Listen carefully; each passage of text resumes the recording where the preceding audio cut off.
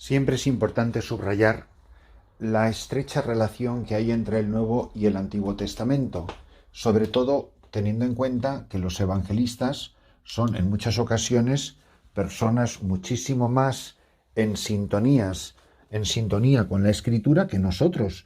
Por eso nosotros leemos las lecturas del Antiguo Testamento o del Nuevo Testamento no con la capacidad de comprensión muchas veces ni de penetración que tenían las personas contemporáneas de Jesús, sino de una manera mucho más despegada.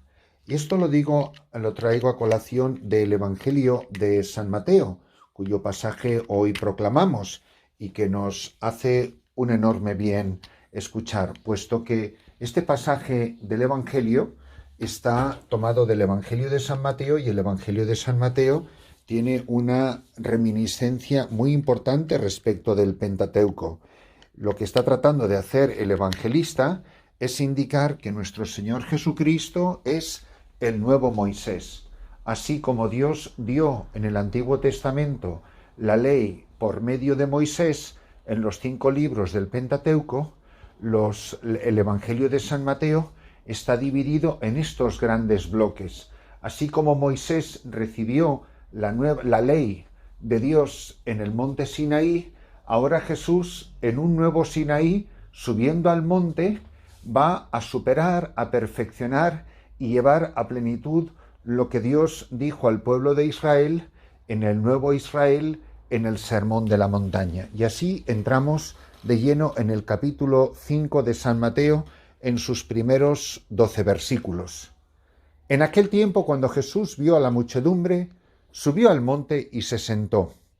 Mirad, como Moisés sube al monte al encuentro con Dios, así nuestro Señor Jesucristo sube a la montaña para hablar al pueblo en nombre de Dios, con la novedad radical de que Él es Dios mismo que habla a su pueblo en Jesús de Nazaret, el Hijo de Dios.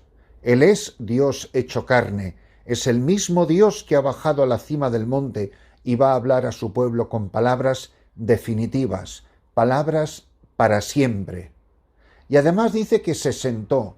Siempre digo que en el Evangelio no hay nada superfluo, ninguna palabra está de más, todo significa algo, todo está inspirado por el Espíritu Santo. Sentarse no es señal de que una persona está cansada de subir a la cima de una montaña. Sentarse es una señal de autoridad, es señal de que alguien va a hablar con poder, con una palabra eficaz, alguien que está autorizado a enseñar, no solo a enseñar en nombre de Dios, sino que es el mismo Dios el que enseña a su pueblo y comienza a dar la ley del nuevo pueblo, la ley que va a gobernar la nueva alianza, el nuevo y definitivo pacto entre Dios y su pueblo. Dichosos los pobres, empezó enseguida a enseñarles.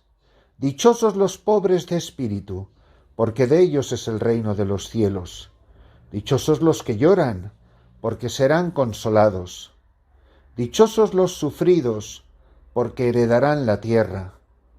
Dichosos los que tienen hambre y sed de justicia, porque serán saciados. Dichosos los misericordiosos, porque obtendrán misericordia. Dichosos los limpios de corazón, porque verán a Dios. Dichosos los que trabajan por la paz, porque se les llamará hijos de Dios. Dichosos los perseguidos por causa de la justicia, porque de ellos es el reino de los cielos. Dichosos seréis cuando os injurien y os persigan y digan cosas falsas de vosotros a causa mía. Alegraos y saltad de gozo, porque vuestro premio será grande en los cielos, puesto que de la misma manera persiguieron a los profetas que vivieron antes que vosotros. Mirad, la palabra de Dios nos presenta el comienzo de lo que se llama el Sermón de la Montaña, que se extenderá a lo largo de estos 5 capítulos, como un nuevo Pentateuco, como una nueva y definitiva revelación. Esto es lo que marca el sentido de la palabra de Dios. Y nos presenta un nuevo modo de vivir. Un modo de vivir que nos supera, que nos desborda, para la que nos sentimos completamente incapaces. Nadie puede vivir estas palabras sublimes de Jesús con sus propias fuerzas. No está en nuestra naturaleza herida por las consecuencias del pecado original y no está al alcance de aquellos que tantas veces hemos tropezado con el misterio del pecado. Por eso, cuando escuchamos bienaventurados los pobres, o los que tienen hambre y sed de la justicia, o de los que son misericordiosos, de los que lloran, de los que son limpios de corazón, o trabajan por la paz, o son perseguidos por causa de la justicia. Mirad, si nosotros de verdad nos creyéramos estas palabras, si las lleváramos a la oración, si este fuera el contenido de nuestra plegaria, si hoy tuviera el coraje de ponerme delante de una cruz, de arrodillarme delante del Santísimo Sacramento de la Eucaristía y rogar con lágrimas en los ojos: Señor, concédeme la gracia de ser pobre o de ser humilde, de tener limpio de corazón, de no tener miedo al sufrimiento, de trabajar y de sentir hambre y sed de justicia, de trabajar por la paz, de no tener miedo a ser perseguido por la justicia, porque creo en ti, creo en tu cercanía, creo que tú no juegas con la felicidad de quienes no juegan con tu fidelidad, de que tú me quieres y me amas, y que no voy a ser un desgraciado si soy pobre o misericordioso o trabajo por la paz. Muy al contrario, que voy a ser feliz. Que precisamente en esto consiste la palabra dichosos, en esto consiste el llamarnos bienaventurados. Benditos nosotros, mis queridos amigos, mis queridos hermanos, si de verdad nos creemos estas palabras del Evangelio, las bienaventuranzas, el sermón de la montaña. Dichosa tú que has creído, le dice Isabel a María, dichosos vosotros, dichoso yo, dichosos todos, si de verdad como María damos credibilidad a la palabra que hoy se nos revela. Que yo me crea de verdad que si lloro como cristiano, seré consolado por Jesús, que siempre que sufra se me dará la herencia de la tierra, que cuando tenga hambre y sed de la justicia voy a quedar saciado, y que si yo soy misericordioso con los hombres mis hermanos, sé que alcanzaré misericordia.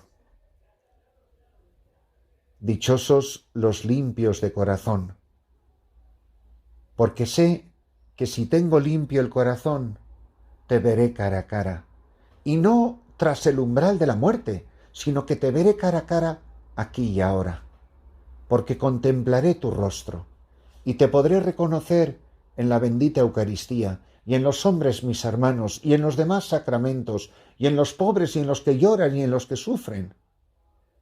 Que no tenga miedo a defender a los pobres, a los oprimidos. Que yo me crea de verdad que si soy perseguido por causa de la justicia, sé que heredaré un día el reino de los cielos. ¿Cuántos sacerdotes, cuántos obispos, cuántos seglares son oprimidos, son perseguidos, sufren a causa de la justicia? ¿Cuántos padecen por defender los derechos laborales, los derechos humanos, los derechos religiosos de sus hermanos? ¿Cuántas personas hay ahora mismo en la cárcel por defender los derechos de los demás? A veces no le damos importancia, o quizá que incluso parece que eso no tiene nada que ver con nuestra religión, y no es verdad, tiene muchísimo que ver. ¿Cómo puedo, por ejemplo, comulgar la Eucaristía y no tener limpio el corazón? ¿Cómo puedo celebrar misa y no amar a los pobres y querer estar cerca de ellos y socorrerlos en su pobreza? ¿Cómo puedo trabajar por la paz y no darme cuenta que ese don brota del misterio de la comunión eucarística? ¿Por qué voy a tener miedo a ser perseguido a causa de la justicia, si a mí tú me has prometido el reino de los cielos? Qué día tan bonito para ponernos de rodillas y rezar, llevar a la oración, pedir con lágrimas en los ojos, que yo me crea de verdad que voy a ser dichoso si pongo en práctica estas palabras de Jesús.